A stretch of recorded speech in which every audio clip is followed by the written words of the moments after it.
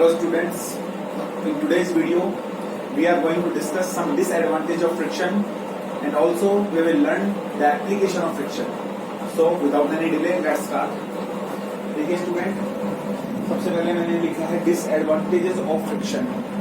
Previous video में हमने friction को कम करने के तरीके पढ़ लिए थे स्टूडेंट कि फ्रिक्शन को किस तरीके से कम कर सकते हैं। आज के इस वीडियो में देखिए स्टूडेंट पढ़ेंगे कि फ्रिक्शन जो है आपका वो डिसएडवांटेज कैसे है, कि किस तरीके से फ्रिक्शन हमारे लिए एक डिसएडवांटेज का काम करता है। तो देखिए स्टूडेंट, सबसे पहले मैंने लिखा है वियर एंड टियर। तो स्टूडेंट देखिए वियर एंड टियर क्या होता है, तो एक बार पहले इसको मैं पढ़ देता हूँ। उसमें क्या लिखा है मैंने, in machine parts like gears, brakes, when they come in contact with each other continuously they wear out gradually which should be replaced time to time।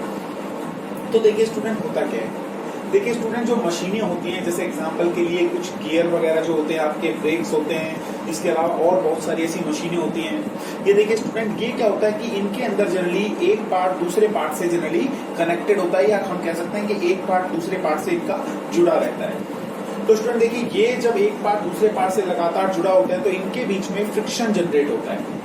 और देखिए स्टूडेंट, जब इनके बीच में फ्रिक्शन जनरेट होता है तो ये धीरे धीरे ये मशीनें घिसना शुरू हो जाती हैं, धीरे धीरे खराब होना शुरू हो जाती हैं। उस कंडीशन में स्टूडेंट क्या करना पड़ता है, उस कंडीशन में हमें टाइम टू टाइम रिप्लेस करना पड़ता है। मतलब एक फिक्स टाइम पीरियड के बाद एक मशीन खराब हो जाती है और हमें उसकी जगह एक नई मशीन को इंस्टॉल करना पड़ता है। तो स्टूडेंट देखिए जनरली ये सब क्यों होता है, तो ये जनरली स्टूडेंट फ्रिक्शन की वजह से होता है। फ्रिक्शन उन मशीनों के पार्ट्स को धीरे धीरे वियर या टियर करना शुरू कर देता है, घिसना शुरू कर देता है, जिसकी वजह से हमें उन मशीनों को फिर एक पर्टिकुलर टाइम पीरियड के बाद उन्हें रिप्लेस करना पड़ता है, उन्हें बदलना पड़ता है। तो स्टूडेंट देखिए, एक डिसएडवांटेज आपकी सबसे बड़ी कह सकते हैं फ्रिक्शन की वजह से क्या होती है, वियर एंड टियर की होती है। दूसरे डिसएडवांटेज स्टूडेंट क्या होती है, देखिए friction reduces efficiency of the machine. अब इसके अलावा स्टूडेंट देखिए, याद रखिए, जो फ्रिक्शन आपको होता है वो मशीन की धीरे धीरे कह सकते हैं एफिशिएंसी को भी क्या कर देता है, कम कर देता है। जैसे जैसे स्टूडेंट देखिए मशीनों में फ्रिक्शन क्रिएट होगा, मशीनें स्लो वर्क करना शुरू कर देंगी। एक मशीन जो पहले बहुत अच्छा काम कर रही थी, अब धीरे धीरे हम कहेंगे जब वो घिसना शुरू हो जाएगी तो उसका आउटपुट जो है स्टूडेंट, जो उनसे हम काम, उनसे जो हम आउटपुट ले रहे थे, जो उनसे रिजल्ट आ रहा था, वो रिजल्ट आना धीरे धीरे क्या हो जाएगा स्टूडेंट, वो कम हो जाता है, जिसकी वजह से मशीन की एफिशिएंसी क्या हो जाती है स्टूडेंट, काफी कम हो जाती है। इसके अलावा और क्या कर सकते हैं स्टूडेंट डिसएडवांटेजेस में, friction in machine produces heat and undesirable noise which damages the machine। इसके अलावा स्टूडेंट जो आपका फ्रिक्शन होता है वो मशीनों के अंदर धीरे धीरे, आपको पता है, मैंने पढ़ाया आपको कि जब भी फ्रिक्शन जनरेट होता है तो उस वक्त आपका हीट और साउंड जनरेट होता है। याद रखिए स्टूडेंट, फ्रिक्शन जब जनरेट लगता है तो सरफेसेस के बीच में, तो उस वक्त आपका हीट और साउंड दोनों जनरेट होते हैं। तो स्टूडेंट आपने देखा भी होगा, जब बड़ी बड़ी मशीनें आपकी चल रही होती हैं उस वक्त उनसे बहुत ही तेज अमाउंट में, कह सकते हैं तेज आवाज उनसे जनरेट होती है, एक लाउड साउंड क्रिएट होता है और उस वक्त उनमें हीट भी आपकी क्रिएट होती है। तो स्टूडेंट देखिए, कुछ जो आपका कह सकते हैं जो एक लाउड साउंड जनरेट हो रहा है उसे हम जनरली नॉइज भी बोल सकते हैं। तो उसकी वजह से स्टूडेंट हम कह सकते हैं कि जहां जो लोग वहां पर उस एरिया में, उस पर्टिकुलर कह सकते हैं फैक्ट्री में जो लोग काम कर रहे होते हैं उनको उस साउंड से काफी प्रॉब्लम क्रिएट होती है, क्योंकि एक तरीके का नॉइज पोल्यूशन होता है। तो ये कह सकते हैं वर्कर्स की भी एफिशिएंसी को क्या करता है, वर्कर्स की भी एफिशिएंसी को ही आप कह सकते हैं डिग्रेड करता है। तो स्टूडेंट देखिए, ये कुछ आपकी कह सकते हैं फ्रिक्शन की डिसएडवांटेजेस थी। इसके अलावा हम बात करें कि फ्रिक्शन की एप्लीकेशन कहाँ है, कहाँ कहाँ फ्रिक्शन इंपॉर्टेंट है।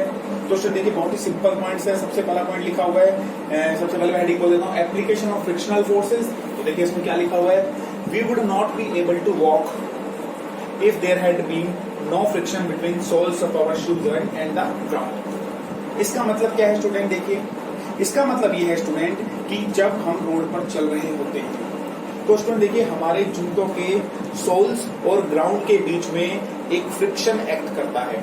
और स्टूडेंट मैंने आपको पढ़ाया है कि अगर फ्रिक्शन नहीं होगा तो कोई भी इंसान क्या नहीं कर सकेगा, वो आपका मूव नहीं कर सकेगा, वो आपका चल नहीं सकेगा।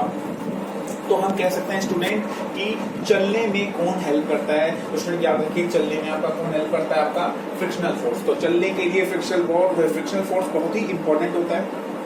इसके अलावा स्टूडेंट तो सेकंड पॉइंट देखिए, if there had been no friction the wheels of a car will slip instead of rotating and stop moving.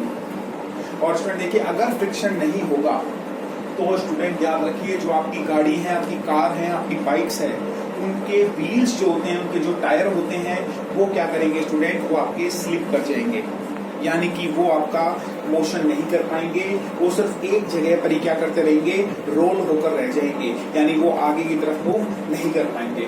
यानी कि वो टायर जनरली क्या करेंगे, फ्रिक्शन के कह सकते हैं, फ्रिक्शन के एब्सेंस में वो सिर्फ आपके स्लिप करेंगे, वो आगे की तरफ मूव नहीं कर पाएंगे, वो सिर्फ एक जगह ही आपके फिक्स रह जाएंगे। तो फ्रिक्शन हम कह सकते हैं गाड़ी वगैरह को, या कह सकते हैं व्हीकल्स के मोशन में भी फ्रिक्शन जरूरी है। इसके अलावा देखिए थर्ड पॉइंट देखिए, when the brakes are applied the vehicle stop due to the force of friction between the brakes lining and the drum। इसके अलावा स्टूडेंट देखिए, जब आप अपनी कार या बाइक चला रहे होते हैं, उस वक्त देखिए स्टूडेंट, जैसे ही आप ब्रेक लगाते हैं तो देखिए स्टूडेंट, चलने के लिए भी फ्रिक्शन जरूरी है, उसी तरीके से स्टूडेंट फ्रिक्शन आपका किसी भी व्हीकल्स को रोकने के लिए भी जरूरी होता है। क्योंकि जब आप ब्रेक लगाते हैं स्टूडेंट, तो ब्रेक लाइनिंग और ड्रम के बीच में ये एक जनरली मशीनी पार्ट है, मशीनरी पार्ट्स हैं, उनके बीच में भी आपका क्या लगता है, फ्रिक्शन एक्ट करता है। जो फ्रिक्शन क्या करता है स्टूडेंट, उस व्हीकल्स को रोकने में मदद करता है। तो हम कह सकते हैं ब्रेक लगाते वक्त भी आपका कौन एक्ट करता है स्टूडेंट, फ्रिक्शन एक्ट करता है, और बहुत ही नेसेसरी होता है उस वक्त ये। इसके अलावा स्टूडेंट देखिए फोर्थ पॉइंट देखिए, in the absence of friction we can not write on a blackboard with a chalk stick, because the chalk stick will slide off the board without leaving any mark on the board। इसके अलावा student देखिए, बहुत ही important line है कि बिना friction के आप board पर एक चौक से, एक पेन से लिख भी नहीं पाएंगे, क्योंकि जो आप लाइन बना रहे हैं स्टूडेंट, वो लाइन ओनली फ्रिक्शन की वजह से बनती है, और अगर फ्रिक्शन नहीं होगा तो स्टूडेंट याद रखिए, आपका बोर्ड पर कुछ भी लिख पाना क्या होगा स्टूडेंट, इम्पॉसिबल हो जाएगा। तो स्टूडेंट देखिए, ये कुछ नॉर्मल चीजें मैंने आज की वीडियो में एक्सप्लेन करी हैं, कुछ डिसएडवांटेजेस और कुछ एप्लीकेशंस। आई होप आपको ये वीडियो समझ में आया होगा। अगर फिर भी अगर कोई डाउट है आपका, तो प्लीज कमेंट सेक्शन में हमसे पूछिए। Thank you so much.